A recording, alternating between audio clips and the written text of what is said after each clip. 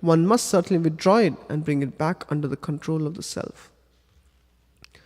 The yogi whose mind is fixed on me verily attains the highest perfection of transcendental happiness. He is beyond the mode of passion. He realizes his qualitative identity with the Supreme, and thus he is freed from all reactions to past deeds.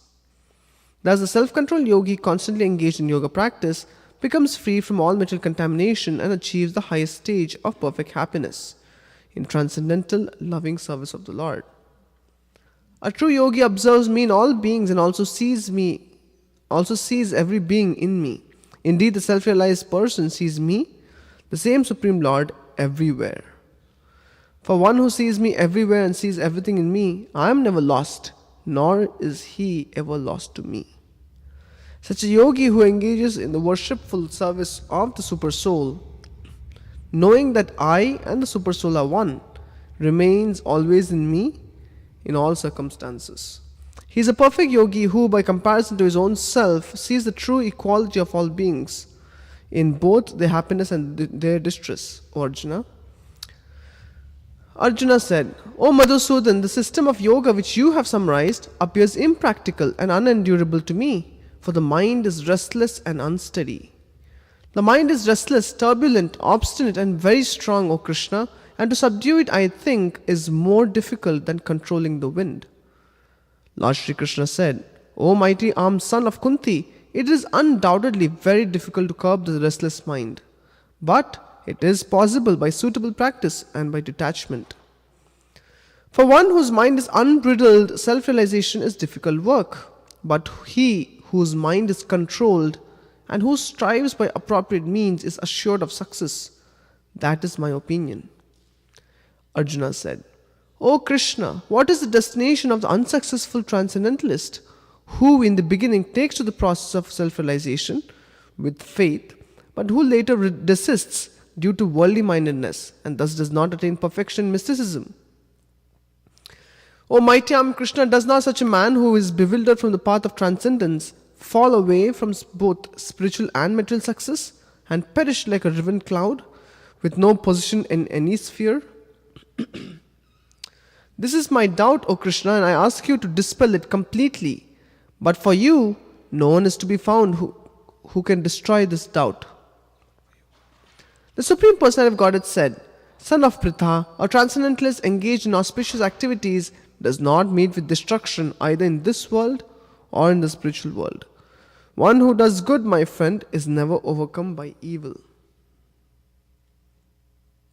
The unsuccessful yogi, after many, many years of enjoyment on the planets of the pious living entities, is born into a family of righteous people or into a family of rich aristocracy. Or, if unsuccessful after a long time of yoga, if he takes his birth in a family of transcendentalists who are surely great in wisdom. Certainly such a birth is rare in this world. On taking such a birth, he revives the divine consciousness of his previous life, and he again tries to make further progress in order to achieve complete success, O son of Kuru. By virtue of the divine consciousness of his previous life, he automatically becomes attracted to yogic principles, even without seeking them. Such an inquisitive transcendentalist stands always above the ritualistic principles of the scriptures. And when the yogi engages himself with sincere endeavor in making further progress, being washed of all contaminations, then ultimately achieving perfection after many, many births of practice, he attains the supreme goal. A yogi is greater than the ascetic, greater than the empiricist, and greater than the fruitive worker. Therefore, O Arjuna, in all circumstances, be a yogi. And of all yogis, the one with great faith, who always abides in me, thinks of me within himself and renders transcendental loving service to me, he is the most intimately united with me in yoga and is the highest of all. That is my opinion. Chapter 7, Knowledge of the Absolute. The Supreme Person of Godhead said, Now hear, O son of Pritha, how by practicing yoga in full consciousness of me, with mind attached to me, you can know me in full, free from doubt. I shall now declare unto you in full this knowledge, both phenomenal and numinous. This being known, nothing further shall remain for you to know. Out of many thousands among men, one may endeavor for perfection, and of those who have achieved perfection, hardly one knows me in truth. Earth, water, fire, air, ether, mind, intelligence, and false ego, all together, these 8 constitute my separated material energies. Besides these, O mighty armed Arjuna, there is another superior energy of mind which comprises the living entities who are exploiting the resources of this material inferior nature. All created beings have their source in these 2 natures of all that is material and all that is spiritual in this world. Know for certain that I am both the origin and the dissolution. O conqueror of wealth, there is no truth superior to me. Everything rests upon me as pearls are strung on a thread. O son of Kunti, I am the taste of water, the light of the sun and the moon, the syllable Om in the Vedic mantras. I am the sound in ether and ability in man. I am the original fragrance of the earth and I am the heat in the fire. I am the life of all that lives and I am the penance of all the ascetics. O son of Pritha, know that I am the original seed of all existences, the intelligence of the intelligent and the prowess of all powerful men. I am the strength of the strong, devoid of passion and desire. I am sex life which is not contrary to religious principles, O Lord of the Bharatas. Know that all states of being, be they of goodness, passion or ignorance, are manifested by my energy. I am in one sense everything, but I am independent. I am not under the modes of material nature, for they, on the contrary, are within me. Deluded by the 3 modes, the whole world does not know me, who am above the modes and inexhaustible. This divine energy of mind consisting of the 3 modes of material nature is difficult to overcome, but those who have surrendered unto me can easily cross beyond it. Those miscreants who are grossly foolish, who are lowest among mankind, whose knowledge is stolen by illusion, and who partake of the atheistic nature of the demons, do not surrender unto me. O best among the Bharatas, 4 kinds of pious men begin to render devotional service unto me: the distressed, the desire of wealth, the inquisitive, and he who is searching for knowledge of the Absolute. Of these, the one who is in full knowledge and who is always engaged in pure devotional service is the best, for I am very dear to him and he is dear to me. All these devotees are undoubtedly magnanimous souls, but he who is situated in knowledge of me, I consider to be just like my own self. Being engaged in my transcendental service, he is sure to attain me, the highest and the most perfect goal. After many births and deaths, he who is actually in knowledge surrenders unto me, knowing me to be the cause of all causes and all that is. Such a great soul is very rare. Those whose intelligence has been stolen by material desires surrender unto demigods and follow the particular rules and regulations of worship according to their own natures. I am in everyone's heart as a super soul. As soon as one desires to worship some demigod, I make his fate steady so that he can devote himself to that particular deity. Endowed with such a faith, he endeavors to worship a particular demigod and obtains his desires. But in actuality, these benefits are bestowed by me alone. Men of small intelligence worship the demigods and the fruits are limited and temporary. Those who worship the demigods go to the planet of demigods, but my devotees ultimately reach my supreme planet. Unintelligent men who do not know me perfectly think that I, the Supreme Personality of Godhead Krishna, was impersonal before and have now assumed this personality. Due to their small knowledge, they do not know my higher nature, which is imperishable and supreme. I am never manifest to the foolish and unintelligent. For them I am covered by my internal potency, and therefore they do not know that I am unborn and infallible. O Arjuna, as a Supreme Personality of Godhead, I know everything that has happened in the past, all that is happening in the present, and all things that are yet to come. I also know all living entities, but me no one knows. O scion of Bharata, O conqueror of the foe, all living entities are born into delusion, bewildered by dualities arisen from desire and hate. Persons who have acted piously in previous lives and in this life, and whose sinful actions are completely eradicated, are freed from the dualities of delusion, and they engage themselves in my service with determination. Intelligent persons who are endeavoring for liberation from old age and death take refuge in me in devotional service. They are actually Brahman because they entirely know everything about transcendental activities. Those in full consciousness of me, who know me, the Supreme Lord, to be the governing principle of material manifestation of the demigods and of all the methods of sacrifice, can understand and know me, the Supreme Person of Godhead, even at the time of death.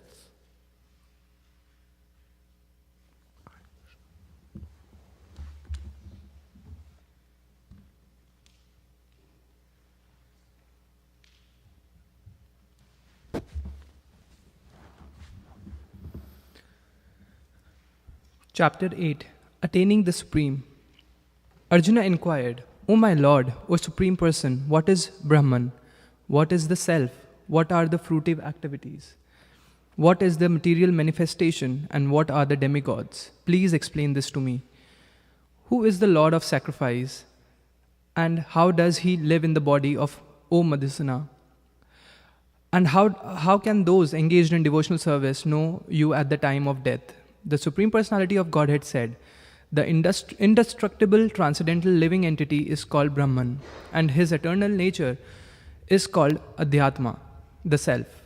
Action pertaining to the development of the material bodies of the living entities is called karma or fruitive activities. O best of the embodied beings, the physical nature which is constantly changing is called Adibhuta. The universal form of the Lord, which includes all the demigods, like those of the sun and moon, is called Adideva. And I, the Supreme Lord, represented as the Supersoul in the heart of every embodied being, am called Adi Yagna. And whoever at the end of his life quit his body remembering me alone at once attains my nature. Of this there is no doubt. Whenever state of being one remembers when he quits his body, O son of Kunti, that state he will attain without fail. Therefore, Arjuna, you should always think of me in the form of Krishna and at the same time carry out your prescribed duties of fighting. With your activities dedicated to me and your mind and intelligence fixed on me, you will attain me without doubt. He who meditates on me as Supreme Personality of Godhead, his mind constantly engaged in remembering me, undeviated from the path, he, O Partha, is sure to reach me. One should meditate upon the Supreme Person as the one who knows everything, as he who is the oldest, who is the controller, who is smaller than the smallest, who is the maintainer of everything, who is beyond all material conceptions, who is inconceivable and who is always a person. He is luminous like the sun, and he is transcendental beyond this material nature. And who, at the time of death, fixes his life air between the eyebrows and, by the strength of yoga, with an undeviating mind, engages himself in remembering the Supreme Lord in full devotion, will certainly attain the Supreme Personality of Godhead. Persons who are learned in Vedas, who utter Omkara, and who are great sage in the renounced order, enter into Brahman. Desiring such perfection, one practices celibacy. I shall now briefly explain to you this process by which one may attain salvation. The yogic situation is that of detachment from all sensual engagements, closing all the doors of senses and fixing the mind on the heart and the life air at the top of your head. One establishes himself in yoga. After being situated in this yoga practice and vibrating the sacred syllables Om, the supreme combination of letters, if one thinks of Supreme Personality of Godhead and quits his body, he will certainly reach the spiritual planets. For one who always remembers me without deviation, I am easy to obtain, O son of Pritha, because of this constant engagement in devotional service. After attaining me, the great souls who are yogis in devotion never return to this temporary world, which is full of miseries, because they have attained the highest perfection. From the highest planet in the material world down to the lowest are all our places of misery, wherein repeated birth and death take place. But one who attains my abode, O son of Kunti, never takes birth again. By human calculation, 1,000 ages taken together form the duration of Brahma's one day, and such also is the duration of his night. At the beginning of Brahma's day, all living entities become manifest from the unmanifest state, and thereafter, when the night falls, they are merged into the unmanifest again. Again and again, when Brahma's day arrives, all living entities come into being, and with the arrival of Brahma's night, they are helplessly annihilated. Yet, there is another unmanifest nature, which is eternal and is transcendental to this manifested and unmanifested matter. It is supreme and is never annihilated. When all in this world is annihilated, that part remains as it is. That which is Vedantists describe as unmanifest and infallible, that which is known as the supreme destination, that place from which, having attained it, one never returns, that is my supreme abode. The Supreme Personality of Godhead, who is greater than all, is attainable by unalloyed devotion, although He is present in His abode. He is all-pervading and everything is situated within Him. O best of Bharatas, I shall now explain to you the different times at which, passing away from this world, the yogi does or does not come back. Those who know the Supreme Brahman attain that Supreme by passing away from the world during the influence of the fiery god in the light at an auspicious moment of the day, during the fortnight of the waxing moon, or during the 6th month when the sun travels in the north. The mystic who passes away from this world during the smoke, the night, the fortnight of the waning moon, or the 6 months when the sun passes to the south, reaches the moon planet but again comes back. According to Vedic opinion, there are two ways of passing from this world, one in light and one in darkness.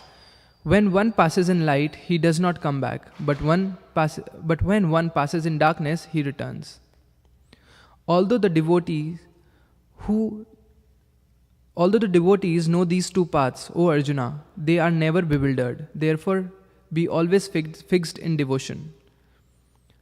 A person who accepts the path of devotional service is not bereft of the results derived from the studying the Vedas, performing sacrifice, undergoing austerities, giving charity, or pursuing philosophical and fruitive activities. Simply by performing devotional service, he attains all these, and at the end, he reaches the supreme eternal abode. Chapter 9. The Most Confidential Knowledge. The Supreme Personality of Godhead said, My dear Arjuna, because you are never envious of me, I shall impart to you this most confidential knowledge and realization, knowing which you shall be relieved of miseries of material existence. This knowledge is the king of education, the most secret of all secrets. It is the purest knowledge, and because it gives direction, perception of the self by realization, it is the perfection of religion. It is everlasting and it is joyfully performed. Those who are not faithful in this devotional service cannot attain me, O conqueror of the enemies. Therefore, they return to the path of birth and death in this material world. By me, in my unmanifested form, this entire universe is pervaded. All beings are in me, but I am not in them. And yet, everything that is created does not rest in me. Behold my mystic opulence. Although I am the maintainer of all living entities, and although I am everywhere, I am not a part of this cosmic manifestation. For myself is the very source of creation. Understand that as the mighty wind blowing everywhere rests always in the sky, all created beings rest in me.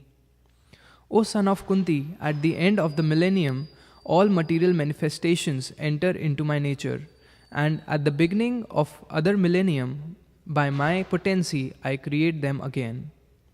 The whole cosmic order is under me. Under my will, it is automatically manifested again and again, and under my will, it is annihilated at the end. O Dhananjay, all this work can not bind me. I am ever detached from all these material activities, seated as though neutral. This material nature, which is one of my energies, is working under my direction, O son of Kunti, producing all moving and non-moving beings. Under its rule, this manifestation is created and annihilated again and again.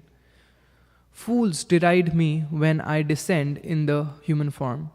They do not know my transcendental nature as the Supreme Lord of all that be. Those who are thus bewildered are attracted by demoniac and atheistic views.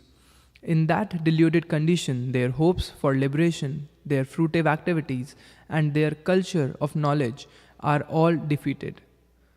O son of Pritha, those who are not deluded, the great souls, are under the protection of the divine nature. They are fully engaged in the devotional service because they know me as the Supreme Personality of the Godhead, original and inexhaustible. Always chanting my glories, endeavoring with great determination, bowing down before me, these great souls perpetually worship me with devotion. Others who engage in sacrifice by the cultivation of knowledge worship the Supreme Lord as the one without a second, as diverse in many and in the universal form. But it is I who am the ritual, I the sacrifice and offering to the ancestors, the healing herb, the transcendental chant. I am the butter and the fire and the offering. I am the father of this universe, the mother, the support, and the grandsire. I am the object of the knowledge, the purifier, and the syllable Om. I am also the Rag, the Sam, and the Yajurvedas. I am the goal, the sustainer, the master, the witness, the abode, the refuge, and the most dear friend. I am the creation and the annihilation, the basis of everything, the resting place and the eternal seed. O Arjuna, I give heat and I withhold and I send forth the rain. I am immortality and I am also death personified. Both spirit and matter are in me. Those who study the Vedas and drink the Soma juice, seeking the heavenly planets, worship me indirectly. Purified of sinful reactions, they take birth on the pious heavenly planets of Indra, where they enjoy godly delights. When they have thus enjoyed vast heavenly sense pleasures and the result of their pious activities are exhausted, they return to this mortal planet again. Thus, those who seek sense enjoyments by adhering to the principles of the three Vedas achieve only repeated birth and death. But those who always worship me with exclusive devotion, meditating on my transcendental form, to them I carry what they lack, and I preserve what they have. Those who are devotees of other gods and who worship them with faith actually worship only me, O son of Kunti, but they do so in a wrong way. I am the only enjoyer and master of all sacrifices. Therefore, those who do not recognize my true transcendental nature fall down. Those who worship the demigods will take birth among the demigods. Those who worship the ancestors go to the ancestors. Those who worship ghosts and spirits will take birth among such beings, and those who worship me will live with me. If one offers me with love and devotion a leaf, a flower, a fruit, or water, I will accept it. Whatever you do, whatever you eat, whatever you offer or give away, and whatever austerities you perform, do that, O son of Kunti, as an offering to me. In this way, you will be freed from the bondage to work and its auspicious and inauspicious result. With your mind fixed on me in this principle of renunciation, you will be liberated and come to me. I envy no one, nor am I partial to anyone. I am equal to all, but whoever renders service unto me in devotion is a friend, is in me, and I am also a friend to him. Even if one commits the most abominable action, if he is engaged in devotional service, he is to be considered saintly because he is properly situated in his determination. He quickly becomes righteous and attains lasting peace, O son of Kunti. Declare it boldly that my devotee never perishes. O son of Pritha, those who take shelter in me, though they be of lower birth, women, Vaishyas, Shudras, can attain the supreme destination. How much more this is so of the righteous Brahmanas? How much more this is so of the righteous Brahmanas, the devotees and the saintly kings. Therefore, having come to this temporary miserable world, engage in the loving service unto me. Engage your mind in thinking of me, become my devotee, offer obeisances to me and worship me. Being completely absorbed in me, surely you will come to me.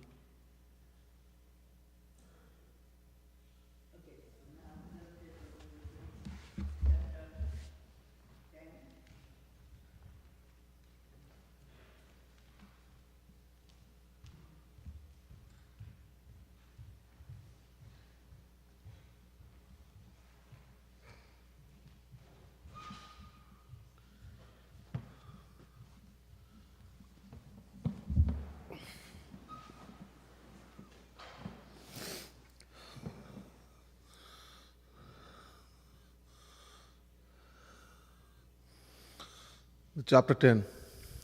The opulence of the Absolute. Text 1. The Supreme Personality of Godhead said, "Listen again, O mighty armed Arjuna, because you are my dear friend. For your benefit, I shall speak to you further, giving knowledge that is better than what I have already explained." Text 2. Neither the hosts of demigods nor the great sages know my origin or opulences. For in every respect I am the source of the demigods and sages. Text 3. He who knows me as the unborn, as the beginningless, as the Supreme Lord of all the worlds, he only, unduly among men, is freed from all sins. Text 4 and 5. Intelligence, knowledge, freedom from doubt and delusion, forgiveness, truthfulness, control of the senses, control of the mind, happiness and distress, birth, death, fear, fearlessness, non-violence, equanimity, satisfaction, austerity, charity, fame and infamy. All these various qualities of living beings are created by me alone. Text 6. The 7 great sages and before them the 4 other great sages and the Manus come from me, born from my mind, and all the living beings populating the various planets descend from them. One who is factually convinced of this opulence and mystic power of the mind engages in unallowed devotional service. Of this there is no doubt. I am the source of all spiritual and material worlds. Everything emanates from me. The wise who perfectly know this engage in my devotional service and worship me with all their hearts. The thoughts of my pure devotees dwell in me.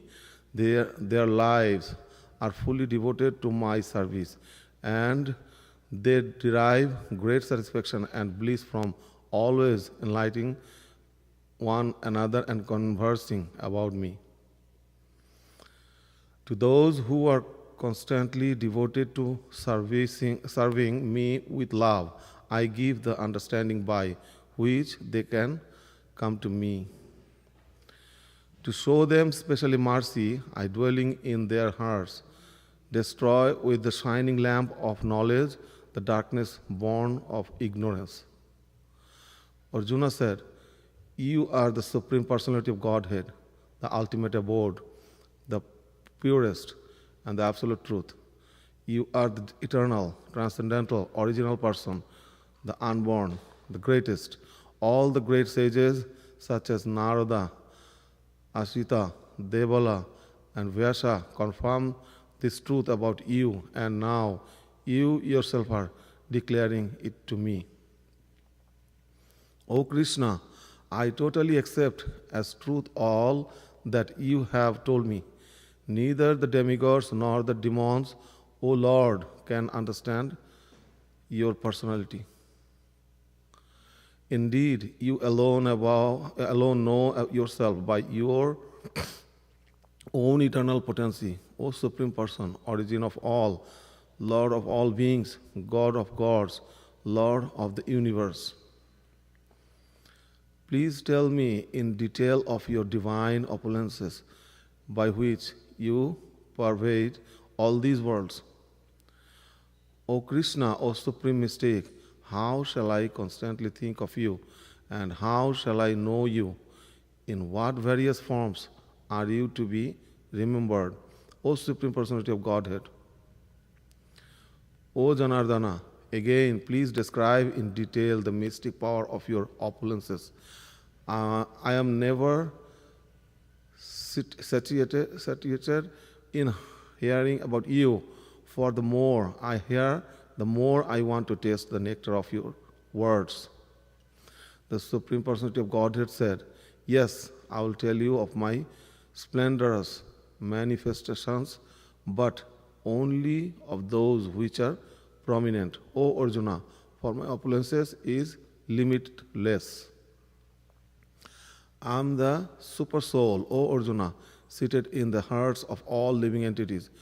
I am the beginning, I am the middle, and the end of all beings. Of the Adityas, I am Vishnu. Of lights, I am the radiant sun. Of the Maruts, I am Marichi. And among the stars, I am the moon. Of the Vedas, I am the Sama Veda.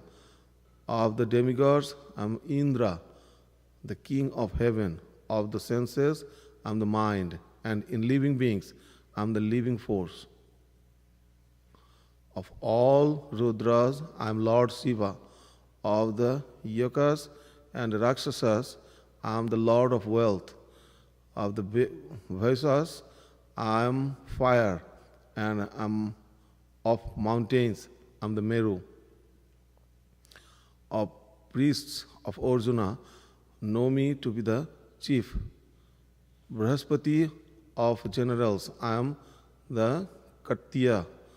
And of the bodies of water, I am the ocean. Of the great sages, I am Bhrigu. Of vibrations, I am the transcendental Chitraratha. And among all perfected beings, I am the sage Kapila. Excuse me. Of horses, know me to be Uchchaishwara, produces during the churning of the oceans of nectar. Of lordly elephants, I am Oiravata, and among men, I am the monarch. Of weapons, I am the thunderbolt. Among cows, I am the Suravi. Of causes for procreation, I am Kandarpa, the god of love, and the serpents, I am Vasuki. Of the many hooded Nagas, I am the Ananta, and among the aquatics, I am the demigod Varuna. Of departed ancestors, I am the Aryama, and among the dispensers of law, I am Yama, the lord of death. Among the Daita demons, I am the devoted Prahlada. Among and of flowering rivers, I am the Ganges. Of all creations, I am the beginning and the end, and also the middle, O Arjuna. Of all sciences, I am the spiritual sciences of the self, and among logicians, I am the conclusive truth. Of letters, I am the letter A, and among compound words, I am the dual compound. I am also inexhaustible time, and of creators, I am Brahma. I am all devouring death, and I am the generating principle of all that is yet to be. Among women, I am the fame, fortune, fine speech, memory, intelligence, steadfastness, and patience.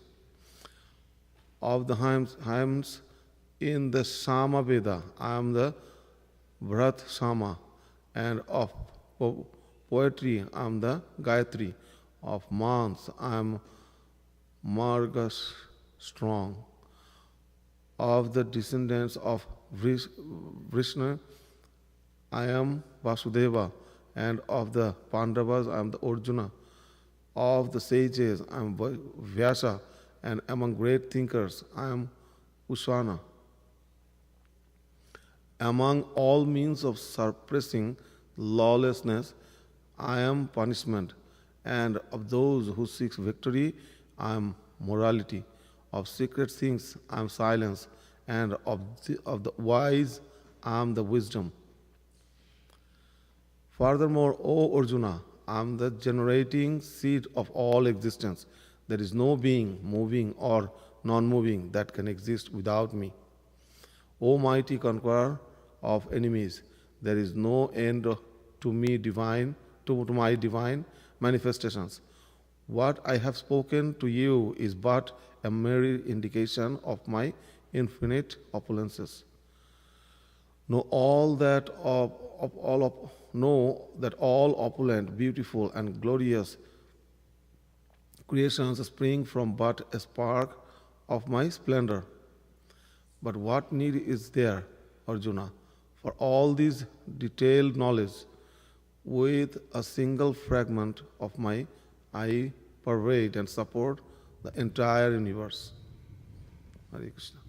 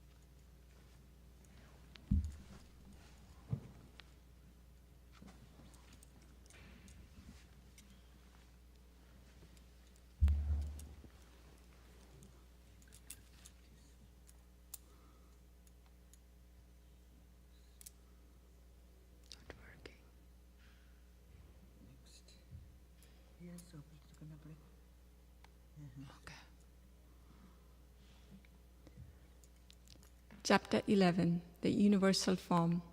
Text 1. Arjuna said, by my hearing the instructions you have kindly given me about these most confidential spiritual subjects, my illusion has now been dispelled. Text 2. O lotus-eyed one, I have heard from you in detail about the appearance and disappearance of every living entity and have realized your inexhaustible glories. Text 3. O greatest of all personalities, O supreme form, though I see you here before me in your actual position, as you have described yourself, I wish to see how you have entered into the cosmic manifestation. I want to see that form of yours. Text 4. If you think that I am able to behold your cosmic form, O my Lord, O Master of all mystic power, then kindly show me that unlimited universal self. Text 5. The Supreme Personality of Godhead said, my dear Arjuna, O son of Pritha, see now my opulences, hundreds of thousands of very divine and multicolored forms. Text 6. O best of the Bharatas, see here the different manifestation of Adityas, Vashus, Rudras, Ashvini Kumars, and all the other demigods. Behold the many wonderful things which no one has ever seen or heard of before. Text 5, O Arjuna, whatever you wish to see, behold at once in this body of mine. This universal form can show you whatever you now desire to see and whatever you may want to see in the future. Everything moving and non-moving is here completely in one place. Text 8, but you cannot see me with your present eyes, therefore I give you divine eyes. Behold my mystic opulence. Text 9, Sanjaya said, O king, having spoken thus, the Supreme Lord of all mystic power, the personality of Godhead, displayed his universal form to Arjuna. Text 10 and 11. Arjuna saw in that universal form unlimited mouths, unlimited eyes, unlimited wonderful visions. The form was decorated with many celestial ornaments and bore many divine upraised weapons. He wore celestial garlands and garments, and many divine scents were smeared over his body. All was wondrous, brilliant, unlimited, all expanding. Text 12. If hundreds of thousands of suns were to rise at once in the sky, their radiance might resemble the effulgence of the Supreme Person in that universal form. Text 13. At that time, Arjuna could see in the universal form of the Lord the unlimited expansions of the universe situated in one place, although divided into many, many thousands. Text 14. Then bewildered and astonished, his hair standing on end, Arjuna bowed his head to offer obeisances and with folded hands began to pray to the Supreme Lord. Text 15. Arjuna said, My dear Lord Krishna, I see assembled in your body all the demigods and various other living entities. I see Brahma sitting on the lotus flower, as well as Lord Shiva and all the sages and divine serpents. Text 16. O Lord of the universe, O universal form, I see in your body many, many armies, bellies, mouths, and eyes expanded everywhere without limit. I see in you no end, no middle, and no beginning. Text 17. Your form is difficult to see because of its glaring effulgence, spreading on all sides like blazing fire or the immeasurable radiance of the sun. Yet I see this glowing form everywhere, adorned with various crowns, clubs, and discs.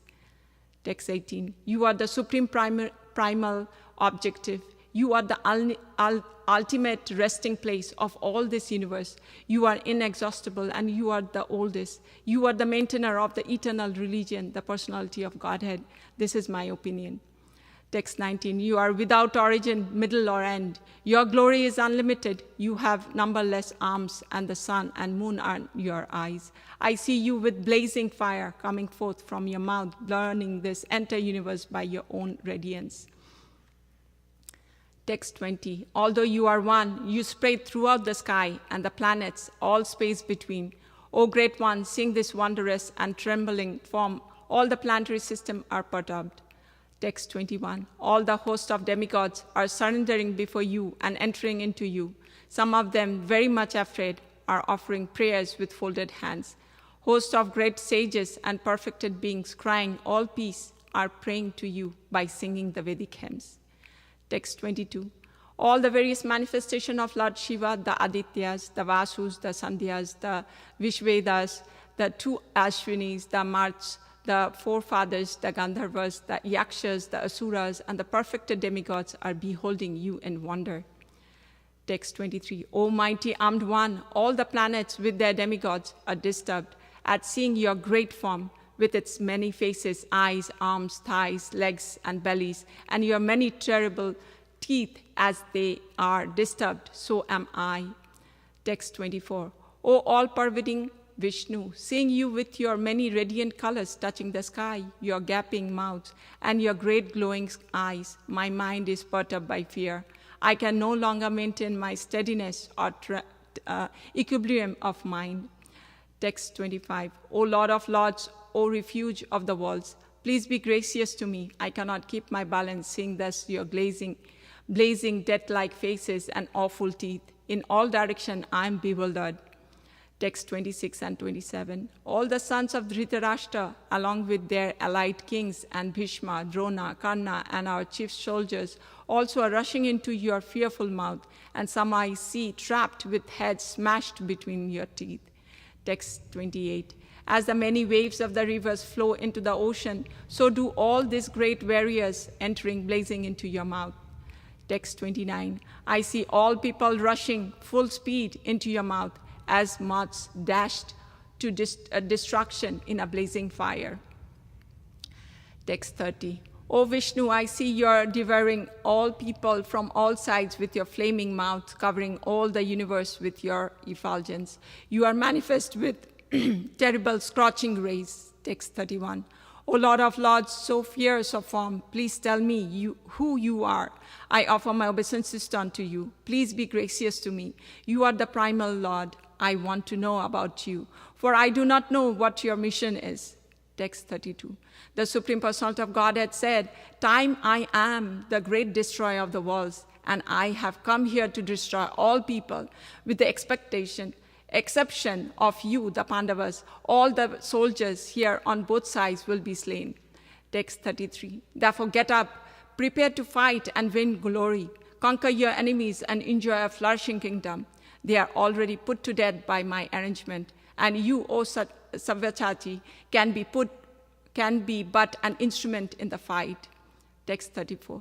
Drona, Bhishma, Jayadartha, Karna, and the other great warriors have already been destroyed by me. Therefore kill them and do not be disturbed. Simply fight, and you will vanquish all your enemies in battle. Text 35. Sanjaya said to Dhritarashtra, O king, after hearing these words from the Supreme Personality of Godhead, the trembling Arjuna offered obeisances with folded hands again and again.